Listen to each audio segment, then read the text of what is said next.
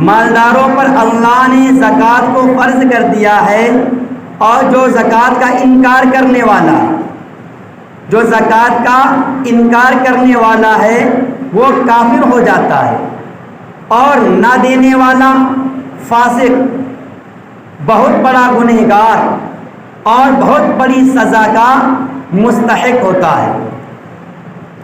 اللہ کے محبوب جناب محمد رسول اللہ صلی اللہ علیہ وسلم نے ارشاد فرمایا کہ سونا اور چاندی رکھنے والے مرد یا عورتیں اگر وہ زکوٰۃ ادا نہیں کرتی تو قیامت کے دن کا حال یہ ہوگا کہ ان کو سزا دینے کے لیے سونے اور چاندی کی تختیاں بنائی جائیں گی، اور ان تختیوں کو دوزخ کی آگ میں پکایا جائے گا، اور جب وہ تختیاں دوزخ کی آگ میں پک جائیں گی تو جو مالدار ہیں ان کی پیشانی اور پسلیاں اور پشت پر اس کو لگایا جائے گا۔ کیوں لگایا جائے گا؟ زکوٰۃ نہ دینے کی وجہ سے۔ اور جب یہ تختیاں سونے اور چاندی کی ٹھنڈی ہو جائیں گی، دوبارہ ان تختیوں کو پھر دوزخ کی آگ میں تپایا جائے گا۔ جب وہ گرم ہو جائیں گی پھر مالداروں کے پیشانی اور پسلیوں پر اور پشت یعنی پیٹھ پر اس کو لگایا جائے گا۔ یہ عذاب زکوٰۃ نہ دینے والوں کا ہوگا اللہ کے یہاں۔ جناب محمد رسول اللہ صلی اللہ علیہ وسلم نے ارشاد فرمایا کہ جس کو اللہ رب العزت نے مال دیا پھر اس نے زکوٰۃ ادا نہیں کی تو قیامت کے دن اس کا مال گنجے سانپ کی شکل بن کر آئے گا، اور جب وہ مال گنجے سانپ کی شکل میں بن کر آئے گا اور اس کی دونوں آنکھوں کے درمیان دو سیاہ نقطے ہوں گے، اور وہ اتنا زہریلا ہوگا، اتنا زہریلا ہوگا کہ بتاتے ہیں کہ اگر وہ دنیا میں کہیں پھونک مار دے وہاں گھاس تک نہ جمے تو وہ مالدار کے گلے میں آ کر لپٹ جائے گا، اور گلے میں لپٹنے کے بعد میں اس کا گریبان پکڑ کر کہے گا کہ میں تیرا مال ہوں، ارے میں تیرا خزانہ ہوں، جو تو دنیا میں زکوٰۃ نہیں دیتا تھا، آج یہ کھا، اس کا بدلہ کھا، آج دوزخ کی آگ میں جل۔ میرے دوستوں، حضور پاک صلی اللہ علیہ وسلم نے ارشاد فرمایا کہ مالداروں پر اللہ نے زکوٰۃ کا اتنا حق فرض کر دیا ہے جو ان کے غریب بھائی مسلمانوں کے لیے کافی ہو جائے۔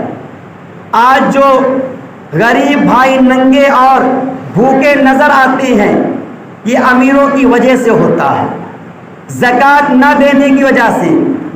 کل قیامت کے دن غریب بھائی اللہ سے مالداروں کی شکایت کریں گے کہ اے اللہ، تو نے مالداروں پر ہمارا حق دے دیا تھا اور تو نے یہ کہا تھا کہ ان کے حقوق ادا کرنا، لیکن اے اللہ تو نے ان پر ہمارے حق فرض کر دیے لیکن انہوں نے ہمارے حقوق ادا نہیں کیے، یعنی زکوٰۃ نہیں دی۔ تو اللہ تعالیٰ فرمائے گا مجھے اپنی عزت کی قسم، اپنے جلال کی قسم، میں تم کو تو جنت میں داخل کر دوں گا اور تم کو آرام دوں گا، لیکن مالداروں کو دوزخ میں ڈال دوں گا۔ اس لیے میرے بھائیوں، اللہ رب العزت نے اگر آپ کو مالدار بنایا ہے، پیسوں سے نوازا ہے تو آپ زکوٰۃ دیں، لیکن اب مسئلہ یہ ہے کہ زکوٰۃ کون دے گا اور کون نہیں دے گا۔ اس مسئلے کو سمجھ لیجیے، زکوٰۃ کے لیے ضروری ہے سب سے پہلے یہ ہے کہ 7.5 تولہ سونا جس شخص کے پاس پایا جائے گا وہ شریعت کی نظر میں صاحب نصاب کہلائے گا۔ گرام کے حساب سے دیکھا جائے تو شریعت نے بتایا کہ اگر 87 گرام 480 ملی گرام سونا جس شخص کے پاس ہوگا تو وہ صاحب نصاب ہو جائے گا۔ اسی طریقے سے اگر کسی کے پاس سونا نہیں ہے، اونلی چاندی ہے، تو چاندی کا نصاب شریعت نے بتایا کہ 52.5 تولہ چاندی، یعنی گرام کے حساب سے شریعت نے بتایا 612 گرام 380 ملی گرام، یہ نصاب چاندی کا ہو گیا۔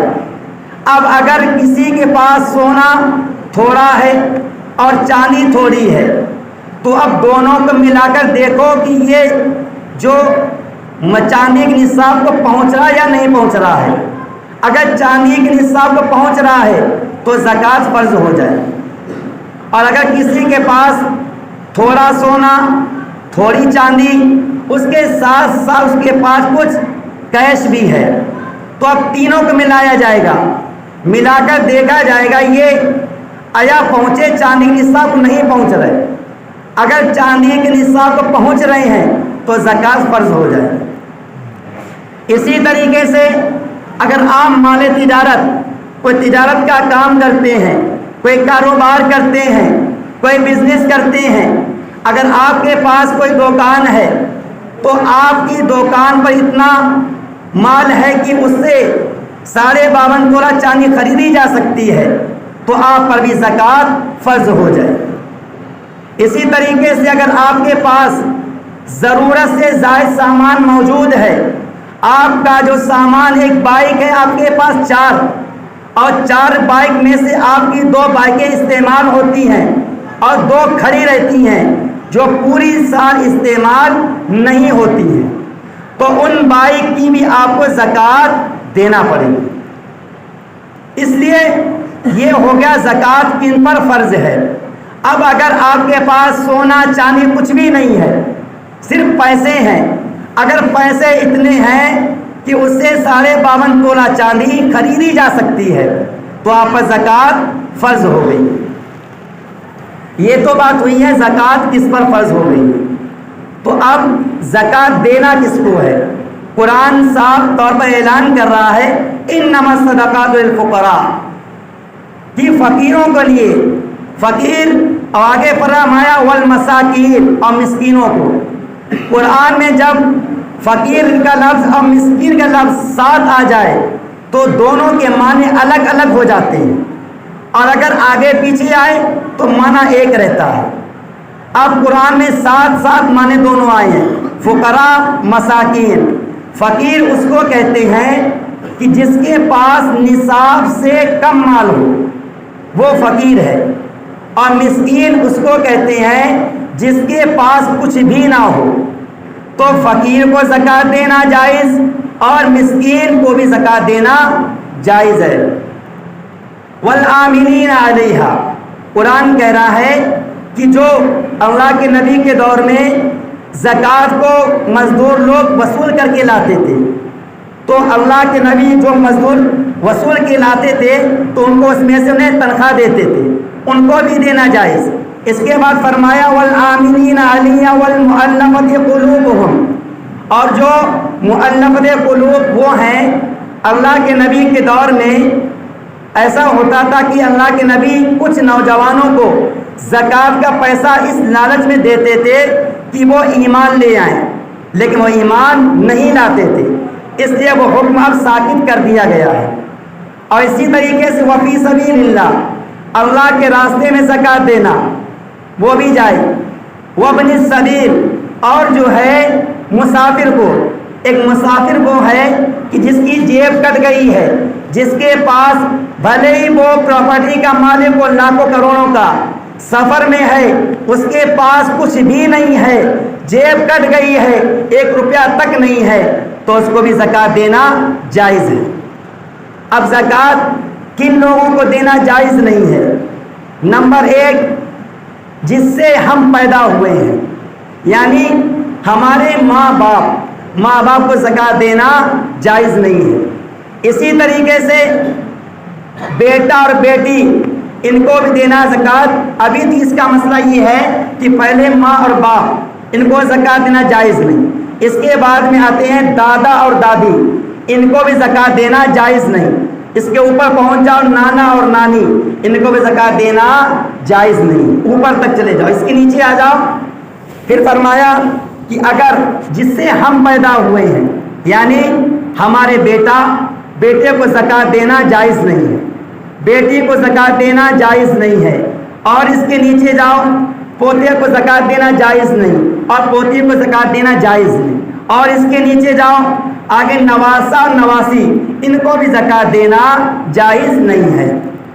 اس کے علاوہ ساس، سسر، دیور، بھاوج، چاچا، چاچی، جتنے ہیں سب کو زکوٰۃ دینا جائز ہے. اس کے بعد امید ہے کہ آپ لوگوں کو یہ مسئلہ کچھ سمجھ میں آیا ہوگا.